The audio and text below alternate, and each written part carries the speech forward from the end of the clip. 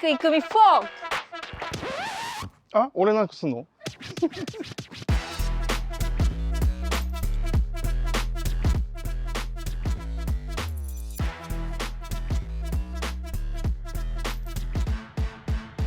俺も緊張するんですよ、だからすごい。そうですよ。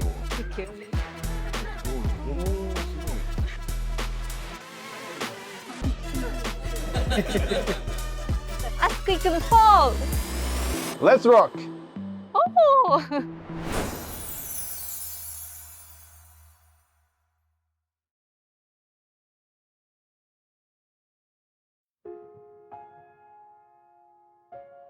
神谷さん、嫌なユーザーに対して、なんか虫けらって呼んだんだっけ？なんだっけ？ああ、インセクト。それはなんでだったんですか？なんで？なんかやっぱひどいことを言われたんですか？ひどいことを言われたのもあるし、だからいや同じことずっと聞いてくんのよ。これさ、これ本当は別に人種差別とかじゃなくてね、まあ当然俺日本語でツイートしてるから、主に日本語を母国語とする人たちが俺のツイート見てくれてると思う。でそれでこうコミュニケーション取ってるんだけど、そこにやっぱり興味のある海外の人っていうのもまあ俺のツイートをどうやら見てくれて、で質問してくるのはいいんだけど、まあ、例えば亀さん「ビオネッタのここはどうなんですか?」みたいなことを質問されて「いやこうだよ」って答えた、なんかもう30秒後くらいに同じ質問来たりするのよ。なんか俺の答えたのを見るっていうのはおそらくなく、なんか多分聞きたいだけなんだよ。反応だけが欲しい。そう、なんかそう自分の聞きたいことを聞きたいんだろうね。俺の答えを知りたいとかじゃないんだろうな多分っていう。それでまたこの質問来たっていうのでもうイライラして、もう二度と質問してくんな虫けらっていう発言につながるわけですよね。そこでなんでインセクトって言葉をチョイスしたんですか？そこを聞くの？なんかそこに私意味があるんじゃないかなって思って。神谷さんはその虫けらっていうその日本語と、でも虫けらとインセクトって違うじゃないですか。英語だと本当に昆虫とかそういうの。日本語でも俺昆虫って言ってる。虫けらではなく。だって虫けらってそれは罵詈雑言じゃん。確かに。昆虫は違うじゃん。リスペクトが入ってる。リスペクトっていうか人間も昆虫もだって生き物としては平等じゃない？なんとか逃れようとしてる。なるほど。そうそう。だから俺としてはあんまりひどい言葉にならないように。インセクト。なるほど。昆虫と変えた。なんかそのバカとか間抜けとかっていう言葉は相手をちょっと強く非難する言葉になるから、そこはマイルドに昆虫って。昆虫。だそうです。昆虫ってインセクトって言ってるらしい。そしてなぜブロックをする？ブロックはなんか軽い気持ちでブロックしてるから、ブロック解除してって言ってきたら、俺するよっても言ってるの。そうなんですね。そう。I like blocking, but I also like unblocking っていうそういうポリシーでやってます。じゃあ今ブロックされててやっぱブロックされたくないって人は神谷さんにお願いすれば。なんか友達図典にとかなんかそれ用のステアカ作って言ってくれればもう別にアンブロックする、そんなの即座に。面白すぎる。いやなんかツイッターでこの神谷っていうのは僕のことをブロックしたのにIkumiと絡んでて危ないみたいな、そういうツイッターが確かちょっとあったんですよ。危ない。だけどそれは私神谷さんのブロックってご褒美じゃねって言って返してるんですけど、それもそれでちょっとおかしな発言なんですけど、でもそれにはちょっと多分理由があって、結構それはよくいただきます。俺ねツイッター、俺の中にもツイッター、今 X っていうのかな、ルールがあって、まず始める時に俺これは居酒屋だっていうことで始めたの。だから居酒屋のもうそういう無駄話なのよ。で隣に席座ったやつに何か絡まれてうるせえなお前あっち行けっていうことも起こるような場所っていうことで始めようとしてやったので、だから俺最初に決めたのはもう基本的にユーザーと話す時はもうタメ口でっていう、だってもうこれ居酒屋なんだから、酒飲みながらもうバカ話しようよっていう、そしたらもうしょうもないこと言ってくるやつはもうどっか行け昆虫ってなるじゃん、そりゃ自然に。ってもうちょっと説明書いときません？あそこ最初に。神谷居酒屋とかわかんないけど。もうこの動画見たらシーンをでもそうです。汲み取ってもらえるんじゃなんで、ないですか。そうこれ大事ですね。そうそこはね、私が今回暴くべきもう一つのポイントだったんで。なるほどなるほど。なんでインセクトなのかなっていうのと、なんでブロックするのかなっていうのを明確にしてあげる。なるほどなるほど。楽しい行いですよ。全てが。はい。謎が解けました。はい。皆さんこれからもよろしくお願いします。神谷さんにブロック解除されたい方はこちらまで。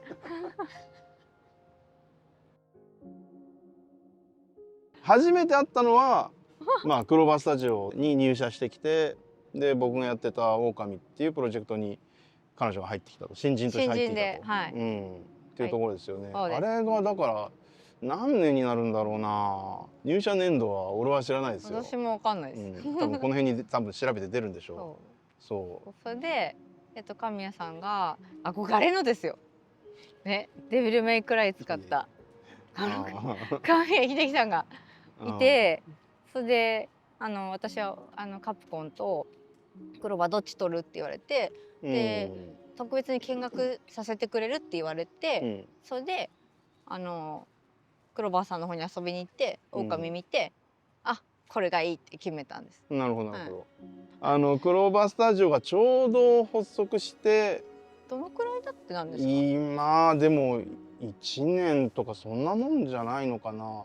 ōKAMIが開発中だったし、でそうだから直前にまあそのカプコンの入社試験を受けて、でおそらく第4当時クローバーの前身ってカプコン内の第4開発だったから、第4開発から中村に対して内定を出してたと思うんだけど、もう入社してくる時には我々第4からクローバースタジオっていう独立した子会社になってたので、でどっちにしますかっていうのを通ったんだよね、確かね。内定の後にですね。内定の後にね。これ会社的にまずいと思う。まずいと思う。でもよくだから、クローバー来たよね、それでね。だって神谷さんいますから。いや、ありがとうございます。あとōKAMIのがもう原型ができてて、陶器コントローラー触っていいよって言われて見たのが神木村の初期だったんですね。でみかんじのお家ももうできてて、でもそこしかなくて、でワンちゃんが走り回っててっていうところを見て、私の想定ではデビルメイクライかバイオハザードを作るためにカプコンに来たんですけど、絵を見てホラーゲーム作りたかったけど、こっちのōKAMI作りたいってもうすぐに決めて、で次の日に私クローバー取りますって言って。言われてみれば確かにでもホラーゲーに似合ってたかもな。言われてみれば。あそこですね。あそこの幽霊船ですよ。癒しをテーマにしたゲームって言ってるのに、みんな口々にここはめちゃ怖い、マジで怖いっていう場所が幽霊船なんですけど、そこを作ったのね中村ですからね。あとでも癒しもちゃんと作りました。笹部京もやったし。そっかそっか。であとは神谷さんにその時まだ家の中を作るっていうのがなくて、それで家の中作りたいなって確か神谷さんが言ってたんだけど、まだ作れてないから、その家の中作ってみようって言って、でその時に作って気に入ってくださって、それで次に言ったのがドリフみたいにしたいって言われて、私ドリフわかんないから、ドリフドリフね。だからなんか舞台が回るステージが回るっていうか、だからこの客席から見た舞台のあり方だよね。で言われて、なるほどと思って、それであそこだけ横スクロールというかにしたんですよね。サイドビューでね。俺そんなこと言ったんだ。言った。なるほどなるほど。でもお家の中作るのを任せてもらえたから、エンバイロメントに戻れたのであって、それまで本当に落ちぶれのスタッフの一人だったんで。ōKAMIで？そうですよ。嘘。私エンバイロメント一回クビになってるんですよ。でその後アニメーターさんの方とかいろいろやって、それで戻ったんですよ。そうなん。もうほぼ戦力外通告に近くて、3ヶ月ごと契約社員採用だったんで、3ヶ月ごとのミーティングでもう次はダメかもな、次はダメかもなって言われ続けて。俺なんか中村がコンセプトアートみたいなの書いて持ってきたの覚えてんだよな。あれはベオ。いや違う。狼です。狼の入社してすぐの時になんかなんだっけな、浮遊してる島みたいな上に墓石がいっぱい乱立してるなんか墓の島みたいなやつを書いてきて、あれ確か狼やってる時だったと思うんだよな。いやこれは使えねえだろうと思って。すいません。だけどユニークな絵描くなとは思ってたんだよな。そうです。うん。はい。でも背景を描きたくて、とにかく下田さん、はい。背景のカプコンのデビルメイクライの背景を描いた下田さんに憧れて私入ってるんで。そうなん？そうです。もう下田ファンで。へえ。今でも下田ファンで。へえ。お会いしたことは3回ぐらいなんですけど。それで入ってで神谷さんがいて、それでなんか自分が働きたい人と働ける人ってなかなかいないと思うんですこのゲーム業界で。いきなり入った部署が神谷さんいるし、そこから神谷さんの本当を知るんです。で狼がだんだんこうゲームが進んでって、ヘックスになって。あ、それ経験した？あれを経験っていうかもう入って半年後に。その頃か。そうです。素晴らしいできてるわけじゃないですか。上村狼走るできてるのに、いきなり次の日画面撮ったらヘックスになってて、で新人の私と見ては何が起こったか分かんなくてあれはねもう本当に迷走してたな。どうしたんですか？あれはなんでヘックスになったんですか？俺も分かんないんだよな。ヘックス事件ってみんなで今そうもヘックス事件。ヘックスとんでもない独創のゲームになりたがって。独創。あれ本当どうしようかと思ったよなあの時。それでその時にじゃあだいぶ初期だよな本当に狼がな入ったのは。でももう絵はできてたんですよ。そう。いきなり突如ヘックスだけになって、で何これってなって、で逆にその時の同期の新人の子たちと嘆願書出そうみたいな、元に戻してくれ頼むみたいな。なんで神谷さんどうしちゃったんだろうってみんな心配してました。そうなんだ。本当の初期はまだ中村入る前だったと思うけど、リアルのフォトリアル系でやろうとしてたんだけど、プレイステーション2っていうプラットフォームではちょっとその表現でこう広大な自然っていうのがもう無理だっていうことが作っていく中で分かってっていう中で吉村君がキャラクターデザインの、アマテラスのデザインを筆で描いてきて、その筆のタッチ日本画のタッチがすごくグッときたんでもういっそゲーム全体のタッチを変えちゃおうかっていうので絵が生まれていたっていう。まずそれがあって、ただゲーム最初の頃から癒しをテーマにしたゲームにしたいっていうのがあったので、この感じから癒しが出てくるの。出るんですよ。こう見えて長野県出身ですからね。何？そうですよ、田舎の人間なんで。そっか、長野です。長野、そう。はい。長野県の人間は長野と言わないんですよ。ごめんなさい。松本となんだっけ。長野って言ったら長野市なんですよ。僕松本市なんで。そうですよね。すいません。それ一回踏むといけない時代だった。踏んじゃった。そう。それみんな信州人怒りますから俺ね。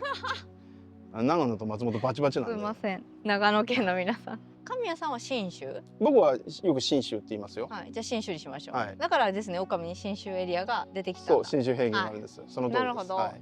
そう。で、癒しをテーマにしたゲームっていうことで、大自然を作っていく、情景を作っていこうっていうところにちょっと力を入れ始めて、その結果、こうヘックスのブロック単位で池とか道とか木とかあれをこうブロックのように並べてっていうことをなぜかやり始めちゃったんですよあれ。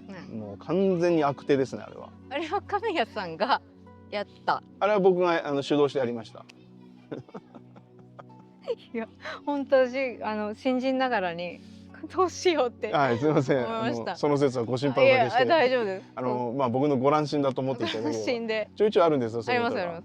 2本一緒に3本ですね。約一緒にやらせてもらってご乱心タイムはもう経験してるんで。3本でōＫamiとベオと何？ドラゴンが出てくる？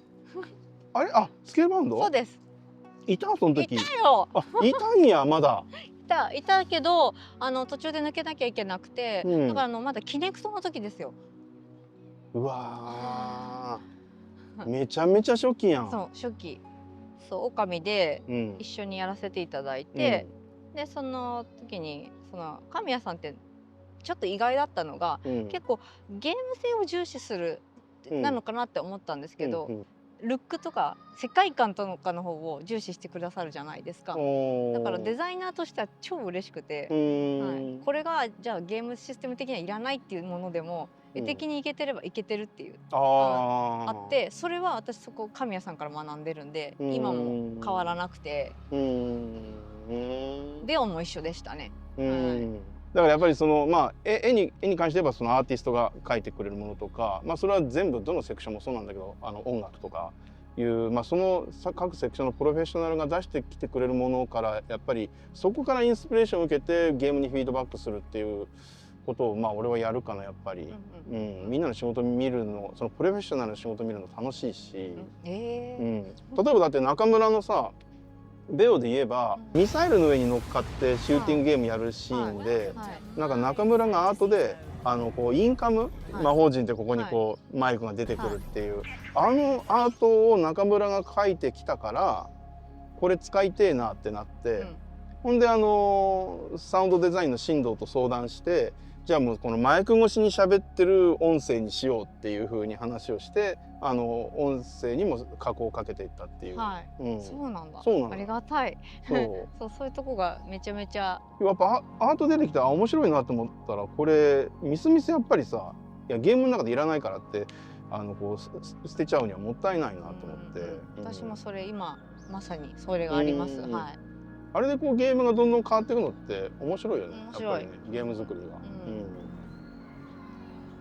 ōkamiって話もっと壮大だったじゃないですか。やっぱり期間が少なくて途中で終わっちゃってて、で神谷さんがチームのみんなに小説みたいにコピーして本配ってくれたの覚えてますか？シナリオをね。だから私全編知ってるんですよ。今も覚えてる。あれも捨てていいよあれは。でも脳に刻み込んだって。それで私字読むのが苦手なんで、ちょっとあれは本当に全部読ませてもらって、神谷さんってこんなピュアなのってすごいって思って、それでやっぱ全部作りたかったなって今も思ってて、であとはその実際にほとんどこう制作中ってなかなかもうエンバイロメントだとプロプスとか作ったりいろいろ作業が多いんで、全部を通してチェックってできなかったんですよ。だけど最後の方で QA の時間あるじゃないですか。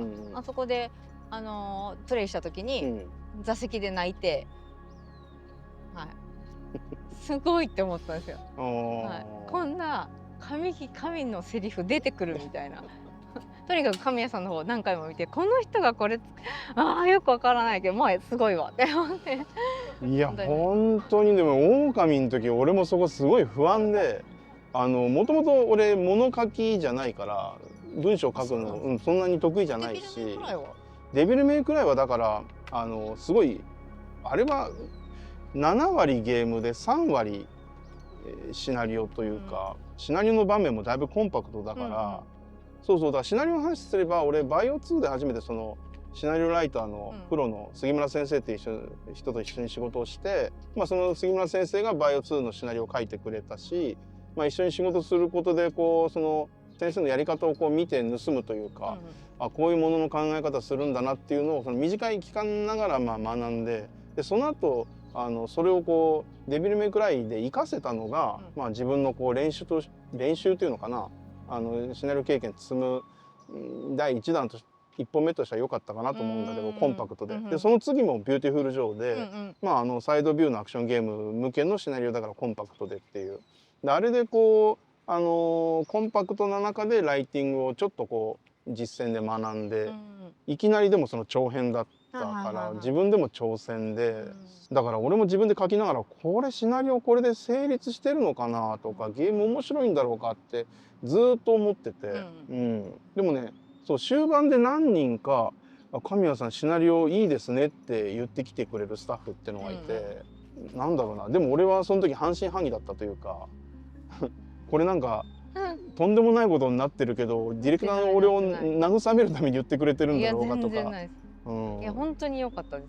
いやあれはいろんな奇跡がね、なんか合わさった結果かなと思うよね。祈りを捧げてみんなのオラにパワーオ状態あるじゃないですか、あそこもの流れも素晴らしいし、牛若がまさかあんな状態でああいう風に出てくるとか、もう素晴らしいなって思って。だから神谷さんと作ったōＫamiが私の今の制作に最も影響してる作品なんで、変わらない。神谷さんが覚えてないかもしれないですけど、多分ōＫami終わりの飲み会だったと思うんですね。でそこで酔っ払ってたのかな少し。それでなんか俺の中でこのチーム最悪だったからって言っていきなり言い出してって悲しいって思ったのと、おいそれ言うなよって思って。俺そんなん言った？言った。この話はこれかな。じゃあね、俺ねその話ねどうしようかな。実はこれ方々で言ってる。その話、それリアルですよね。でそれはチームが最悪だったってなんていうか大きい主語で言っちゃったんだけど、でも本当にそれは半分正しい。ōＫamiはこれ言ってもいいのかな、クローバースタジオ立ち上げの看板タイトルにするっていうことだったし、だからドリームチームを集めるって言って。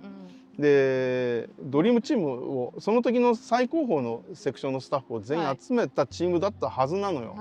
はずなんだけど、結果的には本当にだからみんながみんなじゃないんだけど、チームの総力としてはぶっちゃけ俺は弱かったと思う。なるほど。ドリームではなかった。ドリームではなかったんですよ。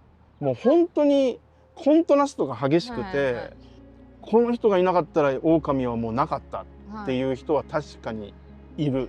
そういう人が強く輝いてたっていうのはこれまで俺がやってきたプロジェクトのと比べても本当により強く輝いてた人もいた。それは別におべんちゃらで言うわけじゃないけど、中村もそうだし、片貝君、吉村君、竹安、島崎宏もそうだし、本当に感謝してるんだけど、チーム総力で見た時にはドリームじゃなかったのよ。あれがね、ジョーとかデビルの時はなんだろうな、熱量がまんべんなく高かった。でもōKamiってコントラストがすごくて、ありました。新人の目から見てもありました。そのだから差が大きすぎたんですよね、多分。だから俺がねこれをねさっきこれって言っていいものかなと悩んだのは、幸い遊んでくれたユーザーたちってōKamiを愛してくれて、でさぞかし素晴らしいチームで作ったんだろうなって思ってくれてるんだけど、実際そうでもなかったんだよなっていうのが本音としてはそうじゃん。もうこの際俺と中村だからぶっちゃけたらヘックスになってる時点でやばいんで。それは俺のせいだよ。それ俺だけのせいだから。いじめないでそれ。あれなんですか。だって俺が書いた企画書、俺片貝君にも説教されたもん。もうなんか企画を練ってチームにこうプレゼンするたびに企画書のページ数が厚くなってくるのよ、どんどん。要するにもうゲームの面白さに自信がなくてディテールに入っちゃってる。ディテールに入っちゃってるから、もういたずらに枚数だけ多くなってくる。ほんで片貝君に「これの何が面白いんですか?」とかって俺詰められてぐぬぬってなってぐぬぬってなってられないから、俺なんかもう口だけでなんかこう言い返してたんだけど、俺もはいその通りだと思いますって内心思ってて。だけどそこから起死回生の筆調べが生まれてからは、もうその週明け、伝説のね3日間のミーティングってのがあって、もうまさにだからヘックスやったりとかしてる時にもう大迷走してて、って時に3連休があって、この3連休使って何としてもこのゲームを立て直さなきゃいけないってなって、で会社のミーティングルームにコアのメンツが集まってやって、そこで筆調べが生まれてっていうね、伝説の3日間があったんだけど、その連休明けにこれは筆調べ絶対面白いよねってなって、連休明けにじゃあチームにこれをプレゼンしようって時にはもう紙1枚だったもんね。これがなくなってクソつまんない時どんどんこんなんなってくるのに、筆調べ生まれた途端に紙1枚これだけです。いい企画ってそうです。そうなんですよ。学んだよね。身をもってそういうもんなんだよなっていう。先輩たちがその3連休こもってるのを、実は私わざと出社して、何か起こってると思ったので出社して、実は暗いオフィスでミーティングルームだけライトがつけて、でも決して私はそこに入れるレベルではないので、でも仕事でなんか見て、なんか頑張りたいなと思って、そのプロップスずっと作りながら実は見守ってたんです。あ、そうなんだ。はい、3日間来てました。だからすごい、でも途中からすごい和やかな雰囲気になってったんで、あ、なんかいいの出たんだと思って。そうそうそう。なんか先輩たち、いや、よかったと思って。そういうところでもこうやっぱちょっとチームの中の温度差があって。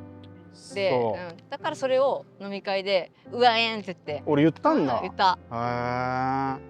言って、私はその時に思ったのが、次のベヨネッタを選ぶ実は理由の一つでもあったんですけど、こんなこと言われてこいつにじゃあ結構頑張ったのにと思って、じゃあ次では寄せないチームにしてあげたいなってちょっと思って。なるほどなるほど。だからさっきも言ったけど、狼のそのもうカンカンに熱くなってる人たちっていうのはやっぱりものすごいコントラストがついてって、そこまでの熱量を上げられる人ってやっぱなかなかいないかなとは思ったね。まあ全員に求めるのは酷かな、それをな。そうですね。はい。だって狼の時なんてその片貝くん、吉村くん、竹安はもともと企画の人間じゃなくて、みんなそのアーティストだったりアニメーターだったりエンバイロメント、イラスト、そうだったにもかかわらず、企画のその低たらくを見て、このヘックスにもなるし、これをなんとかしなきゃいけないって言って企画に入ってきてくれたから。だから一旦もう彼らの作業を止めて、もう完全に企画として入ってやってくれて、だからその片貝君にしろ吉村君にしろ竹安にしろ、もう企画としての能力もすごい高くて、この狼のその根本的な企画、ひな形をまあ固めて、大雑把なゲームのあらすじもそこで決まっていって、だから簡単にマップもこうイメージしながら、こういうふうにゲームとストーリーが進んでいくっていうところまで作って、でじゃあいいねってなって、だから彼ら途中からじゃあ自分たちの仕事に戻りますってなった時に、俺もうブーブーブーブー文句言って、企画ずっとやってって言って。神谷さんって結構ある程度決まったら、そのアーティストに任せるじゃないですか。しかも仕様まで任せてくれるじゃないですか。で例えば部屋の中だったらこういうのがいいんだってある程度オーバービューがあって、でそれをあとは頼んだけでみたいな感じで受け取れて、あとはエンジニアさんと組んで結構好きにやらせてもらえるから、それはすごいなんかゲームの企画も考えるプラス絵作りもするっていうすごく学びがあって、で実はその今会社を立ち上げて思うのが、意外にそういう経験を積んだ人がいない。絵だけ作ってましたとか、エンジニアしかやってませんでしたっていうのが多くて、ゲーム企画も考えてっていうプロジェクトがなかなかないんだなって思いました。なるほどなるほど。そうだよな。まさにだってまあアンシーンの今いるその中村にしろナンパ戦をもうほぼほぼだってもうほぼ企画に半分片足突っ込んで、ゲームの進行もとか遊びも考えつつ全体の、アセットも作って、また片貝君にしたってオロチのいざ酔いの祠、あれもほぼほぼあれはだってもう企画マップ書いてないからな。しかも後半はほとんどなくて、それで片貝さんと私で、今でいうブロックアウトっていうんですけど、グレーボックスを先に作ろうって言って、で全部つなげちゃって、それで絵を後から載せるっていうのをあの時代にもうやってたんで、神谷さんそんなところも見てる場合じゃなかったし、仕掛けもなんか片貝くんがテクスチャーをこうコントロールして、UV アニメーションですか。UV アニメーションかな。で砂でこう浮かび上がるっていうのを実装して、だからあそこで筆調べので風吹かすと砂が巻き上がって地面が現れるっていうのも、だから片貝くん主導で場面作ったりとか、おお面白いって、面白いいいねっていう。面白い。私もあと筆調べができてからは結構小ネタ入れれるようになったんで楽しくて、みかんじのみかん切ってもいいですかって言って作りましたとか言って持ってったら、あいいやん終わりみたいな。ジューサーかけですね。あれ俺もね、だからそのシナリオ完全にノータッチに入って、みんなチェックアフターチェックし始めて、俺もあんまりもう見たくないんだけどそうなると、でも俺もその時期に触りながらそうだよ、ポンコタンまで中村やんな。そうです。ちょっと黒めの。私の中であれめちゃくちゃ可愛らしいネイチャーなんですけど。いやいやいや。可愛くないですか、キノコとかって。俺も許容範囲だけど、はい、あそこグロ気味だよねっていうユーザーは多いんじゃないですか。だってムカデ登っていくからね、ムカデの背中を。うん、だってムカデ階段になると思ったから。だってじゃねえよ。あそこもでもほぼ丸投げですよ。そうだね。何にもないで。だから俺あそこでさ電気を切ってみたらホタルでパーンって飛ぶのを見て、はい、すげえって思ったもんね。なんだこの仕込みって。何でも仕込んでいいっていうターンになってたんで、もうエンジニアさんとやり放題で、それでその仕込み担当がエンジニアの唐妻さんがやってて、それで仕込みすぎて途中でキレられたんですよ。でお前もうこんややとか言って言われて、それで唐津さんの時に箱を作って、その私が仕込んでほしいネタをそこにいっぱい付箋で入れて、それを唐津さんがさばくっていうのに切り替えたんですよ。話しかけると怒るんで。でも全部やってくれて、でどんどんそのインタラクトできるものが背景に増えてすごい楽しかったです。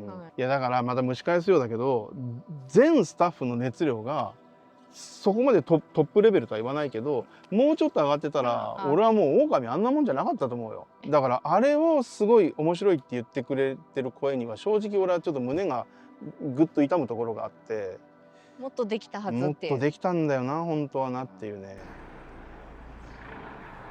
狼で会ったのが初めてじゃないんですよ。神谷さんと私。わからんよ。いや絶対そうだって。初めてだろ。八王子の忠実屋でアルバイトしてましたね。忠実屋、大学が八王子だったんで、その忠実屋のおもちゃ売り場で僕バイトしてたんですよ。そしたらその近所に住んでたんだよな。その忠実屋の1個道路挟んで横のマンションてかアパート2階建てのコーポ黒沢っていうところに住んでて、毎日のようにだから母親に連れてってもらってるんで絶対会ってるんですよ。大学生ですよね。大学生で、私は多分その時幼稚園とかです。小さいです。神谷さんのインスピレーションはどこから来るんですか？インスピレーション？そう聞かれたらどう答えてる？私ですか？実は難しいんです。いっぱいあるし、作品によっても違うじゃないですか。時によっても違うし、なんであんまり答えないようにしてます。だろ？これ難しいんですよこの質問。なんか三上さんがさバイオハザードを作った男たちっていう漫画が書かれたんだよ。全部フィクションなんだよね。漫画としてドラマティックに描かれていて。その中で三上さんがどうやってバイオハザードを作ったかっていうきっかけが、会社の廊下でたまたま曲がり角から人がふって出てきてビクってなってこれだみたいなのでバイオハザードが作られていくっていう漫画なんだけど、そんな瞬間はないんですよって三上さんも言ってたもん。それは漫画だけだったんですか？漫画だけそれは。なるほど。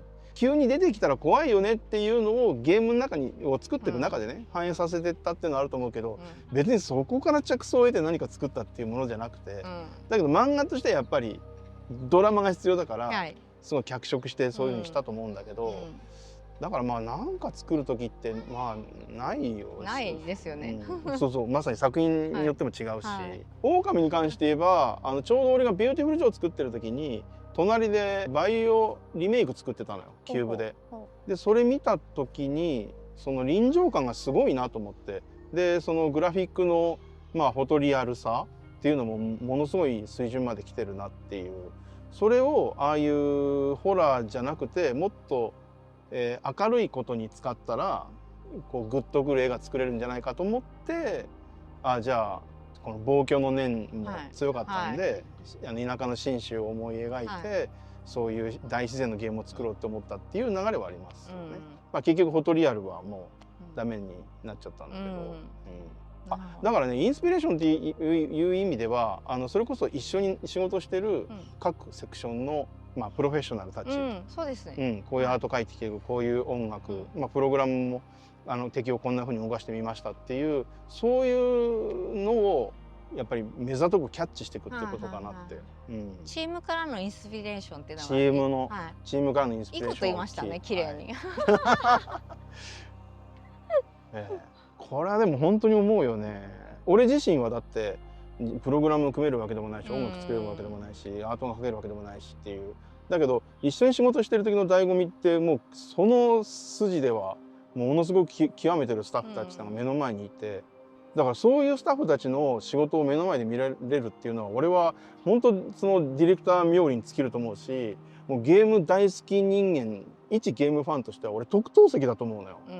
ディレクターってそうですね。そう、俺はだって本当子供の頃からゲームが好きで、ユーザーとしてゲームずっと遊んできたんだけど、これゲーム作ってる現場ってどうなのかなとか、よくこんなゲーム作れるなっていうような思いでいたのが、もう現場に入ったらもうすげえやつがゴロゴロいるわけですから、そら。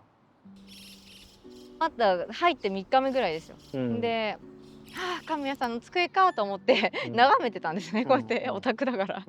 でいろんな資料が置いてあって楽しそうだなって、でも触ると怒られるしなと思って、でもフィギュアだけがなんかちょっとこうアンバランスなところに置いてあったんですよ。それでこれはちょっと置き直しとこうって思って、ぶつかって落としたら嫌だなって思ったら、取ったら私が落としちゃったんですよ。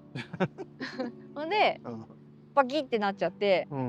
絶望ですよね。それでその日も日曜日だったんですよ。で私出社してて、ゲーム企画の方が一人いらっしゃって、それで「すいません」って言って「神谷さんの電話番号教えてください」って言って電話するんですよ、神谷さんに。もう戦々ゴワゴワで「もうどうしよう、怒られる」って言って、そしたら「神谷さんお疲れ様です、中村です」って言ったら、全然神谷さんから聞こえないような声で「え、中村？」って言って。めちゃめちゃ甘い声が出てきたんですよ。ほんでなんだと思って「はい中村です」って言ったら「どうしたん?」とか言って「お前がかけてくるなんて」みたいな。で途中までなんかおかしいなと思いつつも、でフィギュアを壊してしまってって言って、そしたら「あー」ってなって「っていうかお前あっちの中村か」って言われて。で「フィ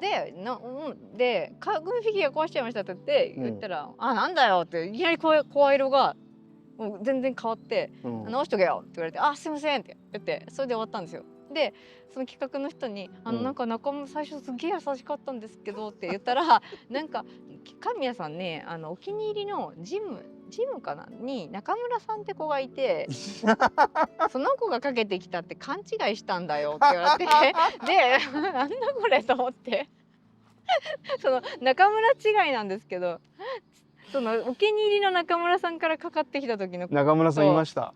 とそうじゃない中村への対応の差中村さん好きだったな俺。やっぱそうなんです。めちゃめちゃ可愛かった。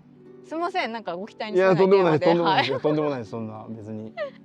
中村さんから電話かかってきたら俺びっくりするよな、そりゃ。かかってくるわけねえよな。そんなことあったかもしんないな、俺それ。ありましたよ。なるほど。でも大丈夫です。こういう時のために取っといてやるんで。俺ちょっと甘酸っぱい中村さんの記憶が蘇ったわ。秘密のレシピはないですね。ないよね。まあ成功って何をもって成功っていうのかなっていうのがあって、売り上げで言ったら成功してないですよ。してないんですよ。だってōＫamiなんてあれ15万いったのかな、初期出荷が9万だったかな。だからあれ大失敗してて、そうですよね。まあだからそれは成功してたらおそらくクローバーは続いてたはずですからね。作った我々としては誇れるものを作ったっていうね。本当にそうでした。そういうところでは一つの達成はしてると思うんだけど、それはまあ俺もいくつかディレクションしてきたけど、毎回もう本当にヒヤヒヤしながら、それこそやっぱりōＫamiのそのヘックスの時もそうだし、どのゲームもやっぱり初期で迷走する時あるんだけども、本当にその時は俺一人でこう布団に入ってて奥歯カタカタするくらい本当にこれやべえなこのままでって。でもそれだったら神谷さんのゲームの秘密のレシピは瞑想なのかも。全部ある、瞑想してる。あと逃げるし。どれのこと？スケールバウンドとベアの時、1、2週間逃げましたよね。すねちゃって。あどっちもあった。はいはいはいはい。でも毎回あるからもう慣れてたんですけど。ベオの発売日が日本と海外でずれるって話をこっちじゃないですね。そのクライアント側から急に言われて、俺はやっぱり全世界の人に平等に同時に楽しんでほしいと思ってたから、なんだその決定はっていうので、すねて会社1週間休んだ。レシピは絶対瞑想ですよ。瞑想の上のそうね、成功がなんかあるから、瞑想しないで来たことないから。まあだから俺はその瞑想させてくれた環境と、まあそういう采配をしてくれた、まあ特に三上さんにはもう本当に頭が上がらないというか、まあ、そういうところにも俺も甘えて、そういう時間を作ってもらったから、環境を与えてもらったから、まあそういうことができたのかなって。それこそだってバイオだって有名なバイオ 1.5 っていう失敗があって、どうしようもないゲームになり下がってて、で、まあ、三上さんが引導を渡してくれたというか、これを一回も全部ゴアさんにしてやり直してっていう風に、俺も内心そうしたいなと思ってたんだけど、そんな決定俺ができるはずもなく、会社の環境とお金を使ってやってるから。だけど三上さんがそういう判断をしてくれたから、俺ももう解釈してもらったというか、スパーンって死んでしまうそれでやっぱやり直せた。それがやらせてもらえなかったら 1.5 のまんま世に出てて、それこそもうね、今の俺はなかったと思うから、瞑想です。瞑想まあさせていただけて、それにあとスタッフのみんなにも付き合っていただけて、それは感謝です。本当に生みの苦しみです。それは。はい。それはだって全部新規 IP ですもん。それは瞑想します。そんな簡単に、あ、これいきなり面白いゲーム思いついた、じゃあこの設計図通り作ろうぜ、あ、できたなんてなるわけないんですよ。そんな、もう僕も凡人ですから、もうあがいてあがいて面白くなんねえなこれって。チームもそうですよね。あがいてあがいて。でも誰かがそうやって何かこう光がピカッて光って、あ、それみたいな、こう手繰り寄せて、お、面白くなってきたっていううーって毎回それですよ。崖っぷち、毎回崖っぷちです。それは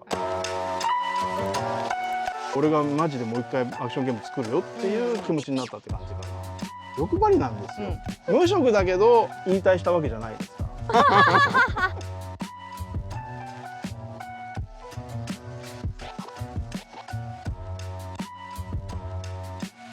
僕全然ゲーム業界に貢献してないことをYouTube で発信してるんで、興味のある方は、僕のチャンネルも見てみてください。